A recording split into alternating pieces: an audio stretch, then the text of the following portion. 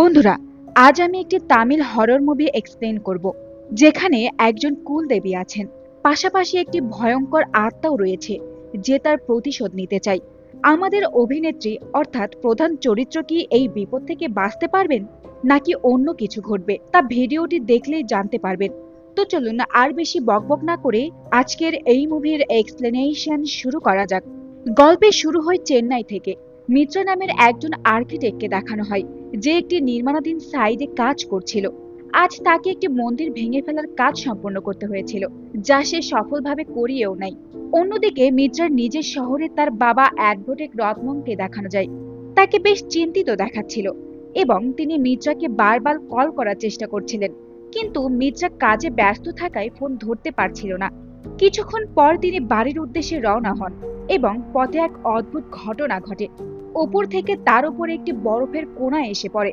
চেন্নাইয়ের আবহাওয়া বেশ গরম, তাই সেখানে বরফ আসাটা ছিল অবিশ্বাস্য। তিনি বা আমরা কেউই এর কারণ বুঝতে পারছিলাম না। তিনি অন্য কিছু ভাবার আগে তার দুর্ঘটনা ঘটে যায়। আমরা তার শরীরের ওপরে বরফ জমতে দেখি এবং সেখানে একটি কালো ছায়া দাঁড়িয়ে থাকতে দেখা যায়।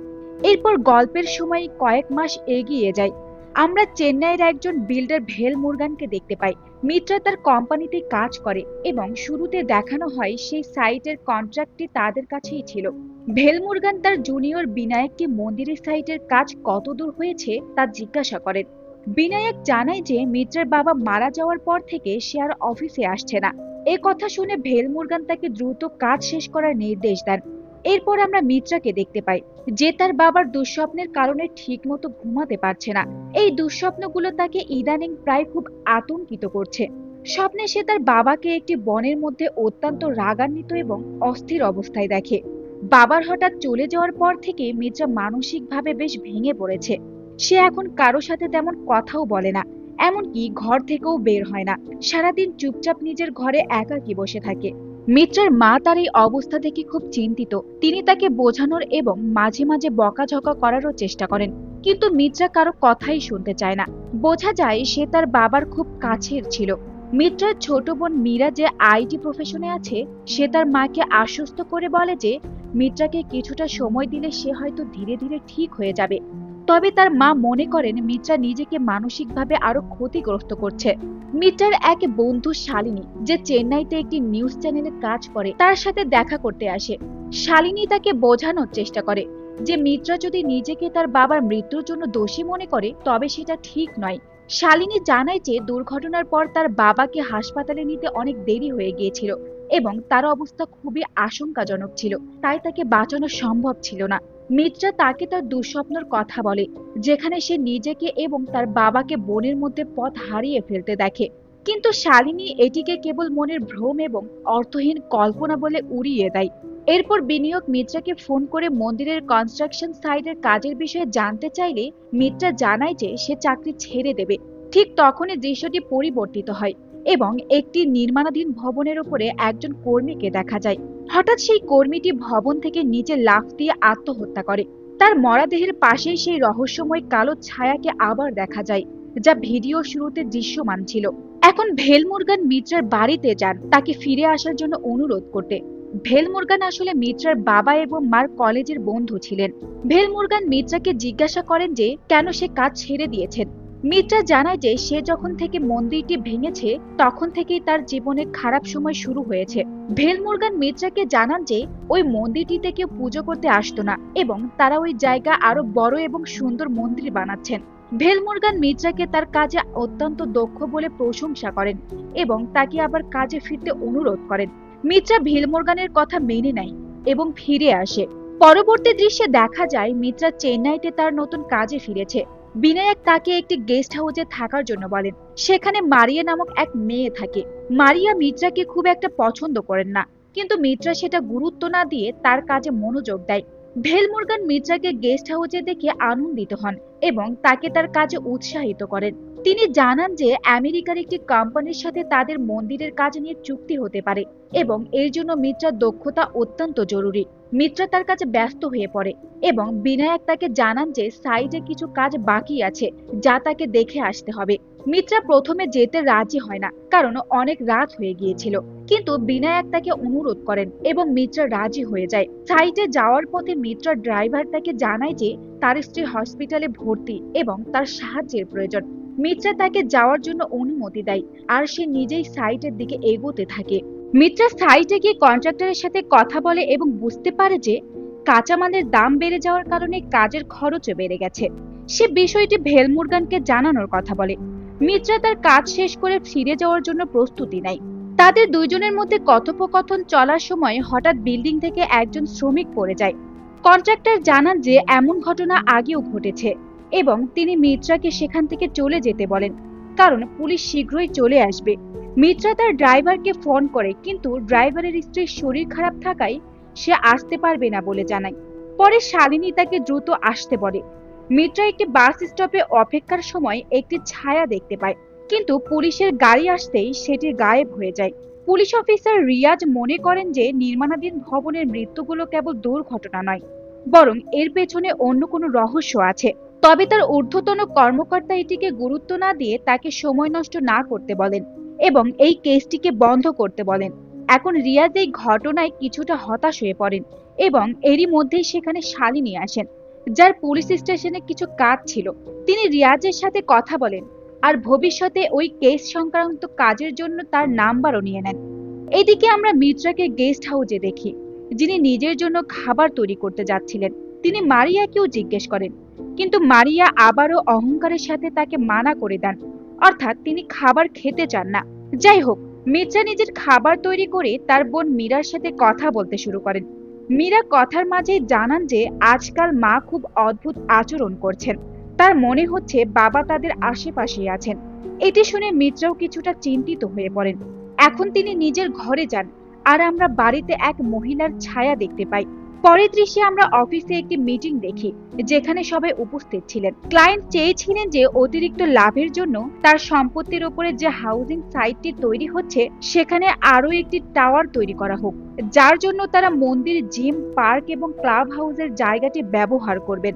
এখন মিত্রা বলেন যে এমনটা করা একদম ভুল হবে, কারণ সেখানে বসবাসকারী লোকজনকে সব সুবিধা দেওয়া উচিত এবং তাদের কাছে মন্দিরের প্রতিশ্রুতি দেওয়া হয়েছিল, তাই সেটিও তৈরি করা উচিত। এরপর ভেলমুরগান বলেন যে মিত্রার কথা একদমই ঠিক, কিন্তু প্রপার্টির মালিকের লাভ দরকার। তখন মিত্রা বলেন যে তাকে কিছুটা সময় দেওয়া হোক, যাতে তিনি কিছু ভেবে বলতে পারেন। সন্ধ্যায় তিনি যখন বাড়ি ফেরেন, তখন গেস্ট হাউসে ভেলিনা নামে একজন কাজের মহিলার সাথে দেখা হয়, যিনি মিত্রার ঘর পরিষ্কার করার কথা বলেছিলেন, কারণ মারিয়ার তার ঘরের কাউকে ঢুকতে দিতেন না। মিত্রা বলেন যে জিজ্ঞেস করার দরকার নেই আর তিনি এইভাবে ঘর পরিষ্কার করতে পারেন। কিছুক্ষণ পর তিনি তার মায়ের সাথে কথা বলেন। তার বাবার একটি প্রপার্টির দরকার ছিল, কিন্তু এখন সেটি তাদের হাতছাড়া হয়ে গেছে, যা তার বাবার স্বপ্ন ছিল। এটি ভেবে তার মা কিছুটা বিষণ্ণ হয়ে পড়েন। মিত্রা তার মাকে বুঝিয়ে ফোন রেখে দেন। এরই মধ্যে মারিয়াও বাড়ি ফিরে আসেন এবং তার দ্বিতীয় বয়ফ্রেন্ড তাকে বাড়িতে ড্রপ করতে আসেন, কারণ সে তার প্রেমিকের সাথে প্রতারণা করেছিল। এখন রাতেও সে তার প্রেমিককে দ্রুত ঘুম পাড়িয়ে দিয়ে তার বয়ফ্রেন্ডের সাথে কথা বলতে শুরু করে। আর এরই মধ্যে ঘরের লাইট কাঁপতে থাকে, যা সে খেয়াল করে কিন্তু তেমন গুরুত্ব দেয় না। এখন মিত্রা কোনো মেয়ের কান্নার শব্দ শুনতে পায়। সে এদিক সেদিক খুঁজতে থাকে এবং আমরা তার পেছনে একটি নারীর ছায়া দেখতে পাই, যার মুখ আমরা দেখতে পাই না ঠিকই, তবে তার পচা ও ক্ষতবিক্ষত হাতটি স্পষ্ট দেখা যায়। মিত্রা তখন এইদিক সেদিক ঘুরে বেড়াচ্ছিল এবং তার মনে হচ্ছিল এই আওয়াজ নিশ্চয়ই মারিয়ার ঘর থেকে আসছে। অন্যদিকে আমরা আয়নার ভেতর সেই কালো ছায়াটিকে দেখতে পাই, কিন্তু ততক্ষণে আলো চলে আসায় মিত্রা নিজের ঘরে ফিরে যায়। কিছুক্ষণের জন্য মিত্রা তার পেছনে কারো উপস্থিতি অনুভব করে, কিন্তু পেছনে ফিরে তাকালে সে কাউকে দেখতে পায় না। পরের দিন সকালে আমরা শালিনীকে দেখতে পাই, যে তার কাজে যাচ্ছিল। পথে তার দেখা হয় রিয়াজের সাথে। রিয়াজ জানায় যে তাকে চাকরি থেকে সাময়িক বরখাস্ত করা হয়েছে, তবে কেন সে ব্যাপারে সে কিছু বলে না। এখন মিত্রাকে দেখা যায় অফিস থেকে বাসায় ফিরতে। সে দারোয়ানকে লাইটের ব্যাপারে বলে, যা গত রাতে কাঁপছিল।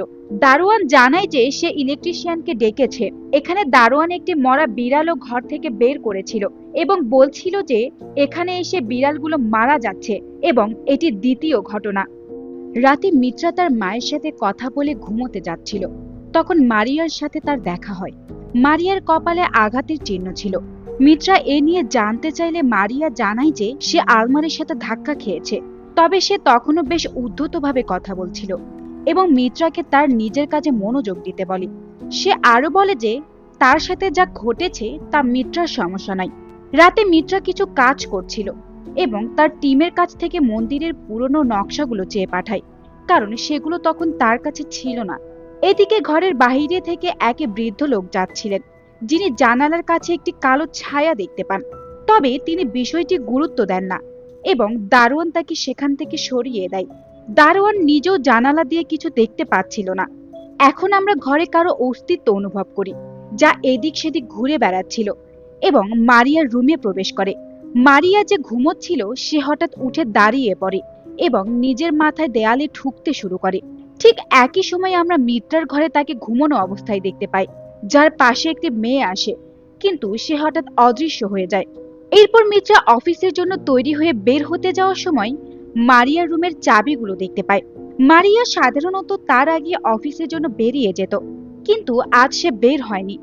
মিত্রা মারিয়াকে চেক করতে গেলে তাকে বিছানায় অত্যন্ত দুর্বল এবং অসুস্থ অবস্থায় পড়ে থাকতে দেখে।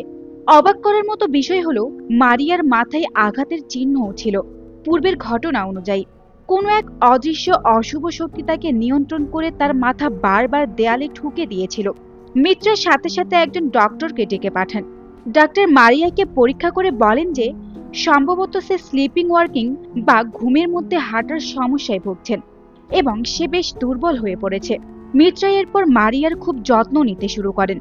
সুস্থ হওয়ার পর মারিয়ার মধ্যে এক বিশাল পরিবর্তন লক্ষ্য করা যায়। সে এখন সবার সাথে খুব বন্ধুত্বপূর্ণ আচরণ করে, এমনকি তাদের বাড়ির গার্ড এবং ভ্যানিলা নামের গৃহকর্মীর সাথেও খুব ভালো ব্যবহার করে আর তাদেরকে উপহারও দেয়। মিত্রা মারিয়ার জন্মদিনও উদযাপন করেন, যেখানে শালিনী এবং মারিয়ার কিছু বন্ধুও ছিল। পরের দৃশ্যে দেখা যায় মিত্রা যখন তার অফিসের একটি মিটিং এ ব্যস্ত, তখন হঠাৎ সে এক ছোট্ট মেয়েকে দেখতে পায়। এই সেই মেয়ে যাকে মারিয়ার সেই অশুভ রাতে তার রুমে দেখা গিয়েছিল। মেয়েটি স্কুলের পোশাক পরা ছিল এবং ধীরে ধীরে তার শরীর পচতে শুরু করে। কিছু মুহূর্তের মধ্যেই মেয়েটি উধাও হয়ে যায়। মিত্রা নিজেকে সামলিয়ে নিয়ে এটিকে নিছক মনের ভুল বলে মনে করেন। রাতে বাড়ি ফেরার পর মিত্রা এবং মারিয়ার মধ্যে বেশ অনেক সময় কথাবার্তা হয়। মারিয়া তার অতীতের কথা শেয়ার করে জানায় যে তার বাবা মা একে অপরের প্রতি খুব বিষাক্ত ছিলেন এবং সারাক্ষণ ঝগড়া করতেন। সেই সময় মারিয়া নিজেকে রুমে বন্দি করে রাখত, কারণ তার বাবা মা তাদের দাম্পত্য জীবনের সমস্ত রাগ মারিয়ার উপরে ঝাড়তেন। মারিয়া এখন তার অতীত থেকে বেরিয়ে আসার চেষ্টা করছে এবং তার বাবা মা ফিরে এলেও সে তাদের গ্রহণ করতে রাজি নয়। মিত্রা তাকে সান্ত্বনা দিয়ে বলেন যে প্রত্যেকের মধ্যেই কোনো না কোনো ভালো দিক থাকে। তিনি মারিয়াকে মানুষের খারাপ দিকগুলোর বদলে ভালো দিকগুলোতে মনোযোগ দিতে পরামর্শ দেন। এরপর মিত্রা তার বাবার কথা বলা শুরু করে, যিনি 4 মাস আগে মারা গেছেন। তার বাবা প্রায় তার বিয়ের কথা বলতেন, যা নিয়ে মিত্রা রেগে গিয়ে 1 সপ্তাহ ধরে তার সাথে কথা বলা বন্ধ করে দেয়। এমনকি মৃত্যুর দিনও তার বাবা তাকে ফোন করেছিলেন এবং মানানোর জন্য ভয়েস নোটও পাঠিয়েছিলেন, কিন্তু রাগের বশে মিত্রা ফোন ধরেনি। এই ঘটনার জন্য সে আজও অনুতপ্ত ও দুঃখিত। কিছুক্ষণ পর মিত্রা ও মারিয়া ঘুমোতে যায়। মারিয়াকে স্বপ্নে অস্থির হতে দেখা যায় এবং বাড়ির ভেতরে কোনো রহস্যময় অস্তিত্ব ঘুরতে দেখা যায়। হঠাৎ মিত্রার ঘরের দরজা খুলে যায় আর সে জেগে ওঠে। সে তার সামনে একটি ছোট্ট শিশু এবং একজন মহিলার ভূত দেখতে পায়, যারা তাকে ভয় দেখাতে শুরু করে। পরের দিন সকালে মিত্রার বন্ধু শালিনী বাড়িতে আসে। শালিনী বিশ্বাস করে যে এগুলো ভূতের কাণ্ড, কিন্তু মিত্রা একে কেবল দুঃস্বপ্ন বলে উড়িয়ে দেয়। শালিনীর অনুরোধে মিত্রা বিশ্বাস নামে এক ব্যক্তির সাথে দেখা করতে রাজি হয়, যে এই ধরনের আত্মার উপরে গবেষণা করে। বিশ্বা তাদের বাড়িতে এসে মিত্রা ও মারিয়ার ঘর পরীক্ষা করে। সে মারিয়ার হাত ধরে জানায় যে সে স্বাভাবিক, কিন্তু যখন সে মিত্রার হাত ধরে, সে মিত্রার ঠিক পেছনে সেই মহিলার ভূতের ছায়া দেখতে পায়। যদিও সে এই কথা প্রকাশ করে না যে মিত্রা বিপদে আছে। মিত্রা জানায় যে বাস স্টপে ওই মহিলার ছায়া দেখার পর থেকে সে তার বাবার স্বপ্ন আর দেখে না। বিশ্ব এটা শুনে মিত্রা এবং তার বন্ধুদের বলছে যে সে নিশ্চিত সেখানে একটি আত্মা আছে। মিত্রা বাস স্টপে যে ছায়াটি দেখেছিল সেটি আসলে কোনো অশরীরী আত্মা। মিত্রা প্রথমে এটি বিশ্বাস করতে না চাইলেও বিশ্ব জানায় যে বিজ্ঞানের ভাষায় একে এনার্জি বলা যেতে পারে, যা কিছু বলতে চাইছে। বিশ্ব আরো জানায় যে তার এক অধ্যাপক এই বিষয়ে গবেষণা করছেন, যারা তাদের সাহায্য করতে পারেন। কিন্তু মিত্রা অন্য কাউকে এর মধ্যে জড়াতে চায় না। তখন বিশ্ব জানায় যে সরাসরি সেই আত্মার থেকে জানতে হবে যে সে কি চায়। মিত্রা কেন তাকেই বেছে নিল তা জানতে তারা সবাই সেই বাস স্টপে যায়। মিত্রা জানায় যে ঘটনার রাতে সে এই জায়গায় অনেকক্ষণ ছিল এবং বাস স্টপটি দেখতে অনেক পুরনো ছিল, অথচ এখনকার বাস স্টপ একদমই নতুন। তার বন্ধুরা নিশ্চিত করে যে তারা মিত্রাকে এখান থেকেই উদ্ধার করেছিল। মিত্রা বুঝতে পারে যে এই জায়গাতেই হয়তো কোনো দুর্ঘটনা ঘটেছিল। মিত্রার বন্ধু শালিনী ইন্টারনেট নিউজ এবং পুলিশ রেকর্ড চেক করে জানায় যে 1946 সাল থেকে এখন পর্যন্ত ওই এলাকায় মোট 40টি বড় দুর্ঘটনা ঘটেছে, যাতে 12 জন মারা গেছে। 1987 সালের আগে সেখানে কোনো পাকা রাস্তা ছিল না। 1992 সালে সেখানে একটি লরি দুর্ঘটনা ঘটেছিল, যাতে 2 ভাই মারা যায়। মিত্রা জানতে চায় ওই এলাকায় কোনো নারীর মৃত্যুর রেকর্ড আছে কিনা। শালিনী অফ রেকর্ড তথ্য সংগ্রহের জন্য রিয়াজ নামের একজনের সাহায্য নেওয়ার পরামর্শ দেয়। রিয়াজ প্যারানর্মাল ঘটনাগুলো বিশ্বাস করে এবং তাদের সাহায্য করতে রাজি হয়, কিন্তু পুলিশ রেকর্ডে ওই রাস্তার কোনো নারীর মৃত্যুর প্রমাণ পাওয়া যায় না। মিত্রা তখন বুঝতে পারে যে হয়তো মৃত্যুর ঘটনাটি অন্য কোথাও ঘটেছিল। যখন বিশ্ব মিত্রার সাথে কথা বলে, তখন সে মিত্রাকে বলে যে এখন যেন সে কাউকে আর কোনো প্রশ্ন না করে, বরং নিজের অচেতন মনে একবার তাকিয়ে দেখে। মিত্রা ঠিক তাই করে এবং তার সেই মন্দিরের কথা মনে পড়ে যায় যেটি সে ভেঙেছিল। সে বিনিয়োগের সাথে কথা বলে ওই মন্দিরের যাবতীয় তথ্য জোগাড় করে। মিত্রা সেই জায়গার কন্ট্রাক্টরের সাথেও কথা বলে, যে জানায় যে সেখানে একটি আদি পুরুষের ভিটে বা পুরনো বাড়ি ছিল, যা ভেঙে এখন এই নতুন প্রপার্টি তৈরি হচ্ছে। তবে ওই বাড়ির যাবতীয় তথ্য কেবল ভেলমুরগানের কাছেই আছে। মিত্রা যখন বাড়ি ফেরে, সে শালিনী ও বিশ্বর সাথে কথা বলে জানতে পারে যে ওই প্রপার্টির মালিক বর্তমানে আমেরিকায় থাকেন এবং ভেলমুরগানও এখন শহরের বাহিরে।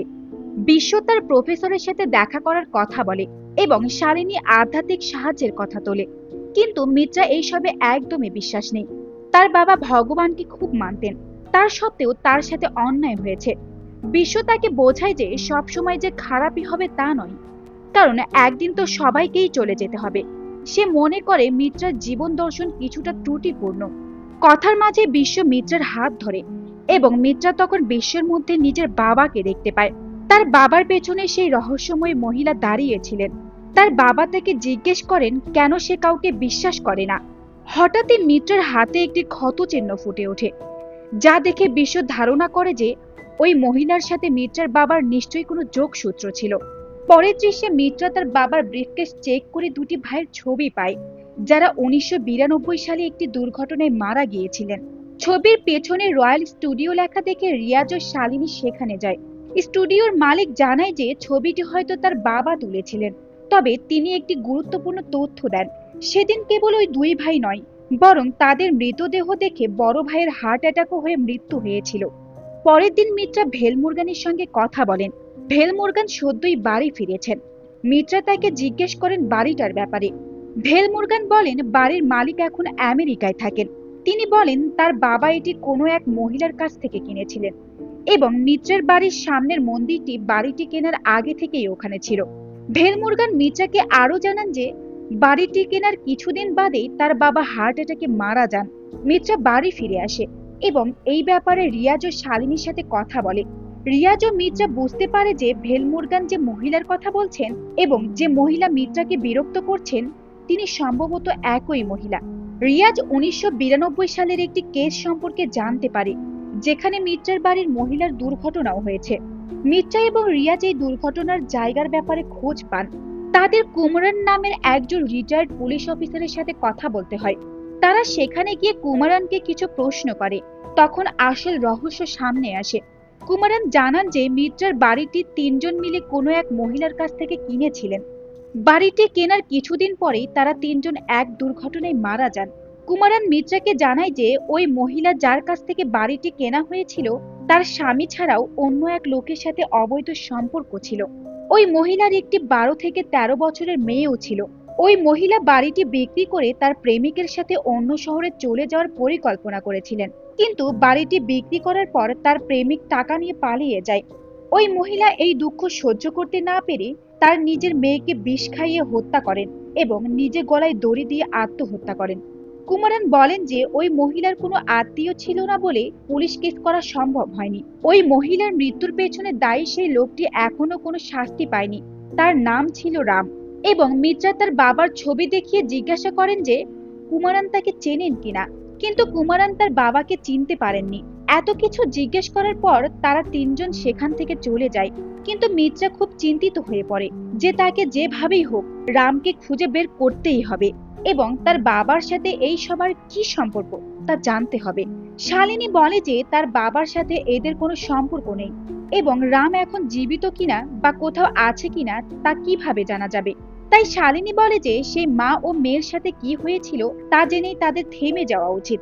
কিন্তু মিত্রা বলে যে সেই মা ও মেয়ের সাথে আরো কিছু ঘটেছিল এবং সেই কারণেই তারা এক বিশেষ উদ্দেশ্যে মিত্রার কাছে এসেছে।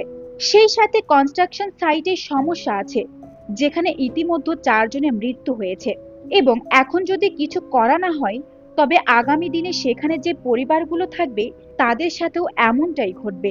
এখন রাতে কুমরানকে সেই মহিলার ভূত তাড়া করে এবং তারপর তাকে মেরে ফেলে। কিন্তু এমনটা কেন হয়েছিল? এতে এটাই প্রমাণিত হয় যে কুমরান কোনো কথা গোপন করেছিল অথবা মিথ্যা বলেছিল। ইতিমধ্যে বিশ্ব কুমরানের ঘটনাটি জানতে পারে। সে মিত্রাকে বলে যে তাকেও সাথে নেওয়া উচিত ছিল, কিন্তু এখন কুমারন মারা গেছে এবং সে প্রফেসরের সাথে দেখা করতে গিয়েছিল। মিত্রা বলে যে এটি হয়তো কোনো কাকতালী ঘটনা, কিন্তু বিশ্ব তা বিশ্বাস করে না। ইতিমধ্যে রিয়াজ দুটি কেস ফাইল নিয়ে আসে এবং তারা সেগুলো পড়তে থাকে। তারা দেখতে পায় যে দুটি কেস খুব দ্রুত বন্ধ করে দেওয়া হয়েছিল আর কোনোটারে পোস্টমর্টেম করা হয়নি। তারা তখনকার ডাক্তার সেলভারের সাথে দেখা করতে যায়। তিনি এখন একজন নেশাগ্রস্ত এবং সারাদিন মদ্যপ অবস্থায় থাকেন। তার স্ত্রী ও মেয়েও মারা গেছে। সে জানায় যে তাকে অনেক টাকা দেওয়া হয়েছিল, তাই সেই রিপোর্ট না দেখেই সাইন করে দিয়েছিল। তারা সিলভারের কাছ থেকে আর বেশি কিছু জানতে না পেরে সেখান থেকে চলে যায়। কিন্তু রাতে সিলভারের কাছে আমরা বরফ জমতে দেখি আর সেই মহিলার ভূত এসে সিলভারকেও শেষ করে দেয়। এখন রিয়াজ সেই প্রপার্টির ডকুমেন্টগুলো বের করে, যার মধ্যে উইটনেস সেকশনে 2টি সই ছিল। একটি রামের অর্থাৎ সেই প্রেমিকের, কিন্তু দ্বিতীয় সইটি ছিল মিত্রার বাবার। হ্যাঁ, এটি ছিল অত্যন্ত চমকপ্রদ তথ্য। অর্থাৎ এখানেই সেই যোগাযোগ। রিয়াজ বলে যে যদি অথিরাত নাম যিনি একজন লয়ার ছিলেন তিনি সই করেছেন মানে ডকুমেন্টে কোথাও না কোথাও গড়মিল আছে। পরবর্তী দৃশ্যে রিয়াজ রামের সন্ধানে তার দেওয়া ঠিকানায় যায়, কিন্তু সেখানে কাউকে পায় না। তবে সে জানতে পারে যে 1992 সালে পুলিশ রামকে স্টেশনে একটি নগদ টাকার ব্যাগ সহ গ্রেফতার করেছিল। তাকে হাওয়ালা মামলায় আটকও করা হয়, কিন্তু মামলাটি ছিল ভিত্তিহীন। 1999 সালে নির্দোষ প্রমাণিত হয়ে মুক্তি পায় সে। রিয়াজ বর্তমানে তার অবস্থা না জানলেও জেলে তার সাথে রবি নামের এক বন্ধু ছিল যে একই সাথে মুক্তি পায়। রিয়াজ মনে করে রবির খোঁজ পেলে রামের হদিশ অবশ্যই পাওয়া যেতে পারে। রিয়াজ মিত্রাকে রবির কথা জানায়। সে বর্তমানে কানালে থাকে। মিত্রা, শালিনী ও বিশ্ব সেখানে গিয়ে স্থানীয় লোকের কাছে রবির ব্যাপারে জিজ্ঞেস করে। সে জানায় যে রবি আসার পর জর্জ স্যার তাকে একটি ছোট্ট ব্যবসা শুরু করতে সাহায্য করেন। এরপর রবি তার সব খারাপ কাজ ছেড়ে দিয়ে ব্যবসায় মনোযোগ দেয়, কিন্তু একদিন সে আত্মহত্যা করে। তারা রবির বাড়িতে গিয়ে তার বাবার সাথে কথা বলে, কিন্তু তিনিও রামের ব্যাপারে কিছু মনে করতে পারেন না। তবে তিনি জানান যে জর্জ স্যারই রবির ব্যবসার ব্যবস্থা করেছিলেন এবং আজও তাদের পরিবারের দেখাশোনা করছেন। মিত্রা জর্জ স্যারের সাথে দেখা করতে একটি হোটেলে যায়, কিন্তু তিনি তার আগেই সেখান থেকে চলে যান। তবে হোটেলের ওয়েটার তাকে জর্জ স্যারের বাড়ির ঠিকানা দিয়ে সাহায্য করে। কানালে রিয়াজ শালিনীর সাথে কথা বলে এবং জানতে চায় যে কুমারন যেদিন মারা গিয়েছিল সেদিন মিত্রা কোথায় ছিল। শালিনী জানায় যে সে মিত্রাকে তার বাড়িতেই নামিয়ে দিয়েছিল, কিন্তু রিয়াজ জানায় যে সেদিন সে মিত্রাকে বাস স্টপে দেখেছিল এবং একই রাতে কনস্ট্রাকশন সাইটেও একটি শ্রমিকের মৃত্যু হয়েছিল। রিয়াজ মিত্রা সেই রাতের অবস্থান নিয়ে সন্দেহ প্রকাশ করে, কিন্তু বিশ্ব তাকে জিজ্ঞাসা করে যে সে কেন এইসব প্রশ্ন করছে। এরপর সে আরো বলে যে সে সেই কনস্ট্রাকশন সাইটের একজন কেস অফিসার ছিল, কিন্তু সে সেখানে কখনো কিছু পায়নি। কুমারন এবং সিলভারের সাথে সে মিত্রের পরিচয় করিয়ে দেয়। দুজনেই হাইপোথার্মিয়াতে মারা গিয়েছিল। তাদের শরীরে তাপমাত্রা কমতে কমতে মাইনাসে যাওয়ার কারণে হঠাৎ তাদের হার্ট অ্যাটাক হয়ে যায়। কনস্ট্রাকশন সাইটে কুমারান এবং সিলভারের মধ্যে একটি যোগসূত্র ছিল এবং তা হলো মিত্রা। তাই তার মনে হয় যে মিত্রাই এই সবকিছুর পেছনে আছে। কিন্তু বিশ্ব বলে যে না, সে যেমনটা ভাবছে তেমনটা নয়, বরং সেদিন বিশ্ব মিথ্যা বলেছিল যে মিত্রা ঠিক আছে, যদিও তা সত্যি ছিল না। অর্থাৎ সেই আত্মা তার সাথে মিশে গেছে এবং সে তাকে নিজের উদ্দেশ্যে হাসিলের জন্য ব্যবহার করছে। যতক্ষণ না সে উদ্দেশ্য পূরণ হবে ততক্ষণ সে মিত্রাকে ছাড়বে না। তার মানে সে নিশ্চয়ই কিছু একটা চেয়েছিল। ইতিমধ্যে মিত্রা জর্জ স্যারের সাথে দেখা করে এবং তার সাথে কথা বলতে শুরু করে। তিনি বলেন যে রামকে সে খুঁজছে তাকে তিনি চেনেন। তিনি আরো বলেন যে সত্য যেমনটা বলা হয় বা দেখানো হয় তার চেয়েও অনেক বেশি ঘৃণ্য এবং আলাদা হতে পারে। বন্ধুরা, এখন এই গল্পের আসল রহস্য উন্মোচিত হতে চলেছে। রাম আসলে সেই মহিলার বাড়ির বাহিরে কাজ করা একজন সাধারণ শ্রমিক ছিল। একদিন সেই মহিলার মেয়ে রাস্তায় পড়ে গিয়েছিল। রাম তাকে সাহায্য করে। তার কিছু টাকাও পড়ে গিয়েছিল। রাম সেই টাকা ফেরত দিতে তাদের বাড়ি যায়। তার এই সততায় মহিলাটি মুগ্ধ হন। এখন সেই মহিলা এবং তার মেয়ে রামকে নিজেদের একজন মনে করতে থাকে। তাই সে প্রায় তাদের বাড়িতে আসতো। একদিন তারা তাকে তাদের কুলদেবী সম্পর্কে জানায় এবং সেই মন্দিরটি তাদের কুলদেবীরই ছিল, যা ভেঙে ফেলা হয়েছিল। এখন মহিলাটি সেই দেবীর কাহিনী বর্ণনা করেন। যতক্ষণ দেবী এখানে আছে ততক্ষণ কোনো মন্দ শক্তি বাহিরে যেতে পারবে না। একবার তার দাদা শাশুড়ির সময় কেউ একজন চুরি করে পালাচ্ছিল, কিন্তু সে যতই দৌড়াচ্ছিল দাদা শাশুড়ির খামার ততই বড় হতে থাকলো। চোর দৌড়াতে দৌড়াতে অজ্ঞান হয়ে যায় এবং যখন দাদা শাশুড়ি তার কপালে দেবীর চরণে সিঁদুর লাগিয়ে দেন তখন সে জ্ঞান ফিরে পায়।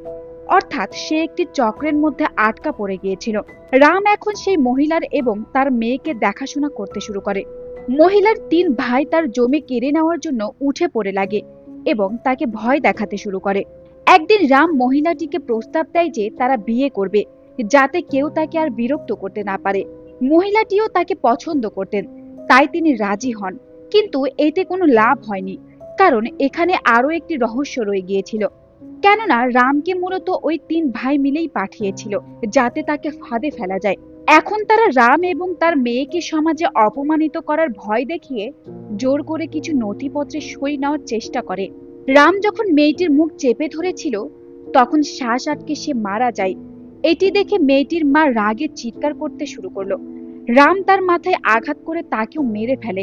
এই পুরো পরিকল্পনাটি ছিল তার ওই 3 ভাইয়ের। তারা মৃত মহিলার আঙুলের ছাপ নিয়ে নেয়, কিন্তু তখনও তিনি পুরোপুরি মারা যাননি। এরপর রাম তাকে চূড়ান্তভাবে হত্যা করে।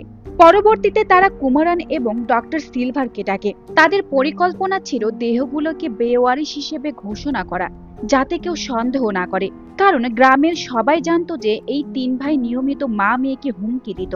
মা মেয়ে গ্রাম ছেড়ে চলে যাওয়ার কথাও ছিল, তাই তাদের আত্মহত্যা করার কোনো যুক্তি ছিল না। ডক্টর সিলভার যখন মৃতদেহটি দেখেন তখন মহিলার চোখগুলো খোলা ছিল এবং শরীর ধীরে ধীরে ঠান্ডা হয়ে আসছিল। পরের দিন উকিল রত্নম নথিপত্র পরীক্ষা করে দেখেন যে মেয়েটির সই নেই। ভাইয়েরা মিথ্যা বলে যে মা মেয়ের টাকা নিয়ে চলে গেছে এবং তারা নথিপত্রে সই করে দিতে অনুরোধ করে। রাতে যখন তারা সব প্রমাণ মুছে ফেলে চলে যাচ্ছিল তখনই মৃত মহিলার আত্মা ফিরে আসে।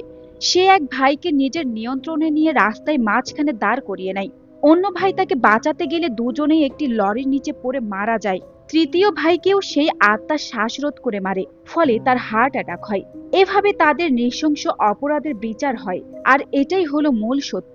তারপর সে অতৃপ্ত আত্মা রামের পেছনে তাড়া করে, কিন্তু রাম সেই নির্দিষ্ট সীমানার বাহিরে চলে যাওয়ায় আত্মাটি তাকে আর ধরতে পারে না এবং সেই সম্পত্তির মাঝে আটকা পড়ে থাকে।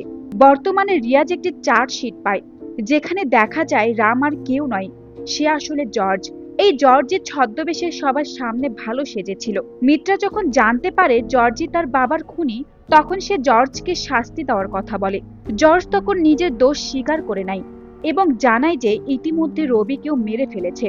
জর্জ মনে করছিল মন্দিরের কারণে আত্মাটি তাকে ছুঁতে পারবে না, কিন্তু মিত্রা তাকে জানায় যে মন্দিরটি ইতিমধ্যে ভেঙে ফেলা হয়েছে। আত্মাটি মুক্তি পেয়ে জর্জকে বরফের জমিয়ে টুকরো টুকরো করে মেরে ফেলে। সবশেষে মিত্রাও সেই অভিশপ্ত আত্মা থেকে মুক্তি পায় এবং তার স্বপ্নে তার বাবাকে হাসি মুখে দেখতে পায়। আশা করি আপনারা পুরো মুভিটি ভালো মতো বুঝতে পেরেছেন। ভিডিওটি ভালো লাগলে চ্যানেলটিকে সাবস্ক্রাইব করে দিয়ে আমাদের পাশেই থাকুন। এতক্ষণ সাথে থাকার জন্য ধন্যবাদ। দেখা হবে পরের ভিডিওতে। আল্লাহ হাফেজ।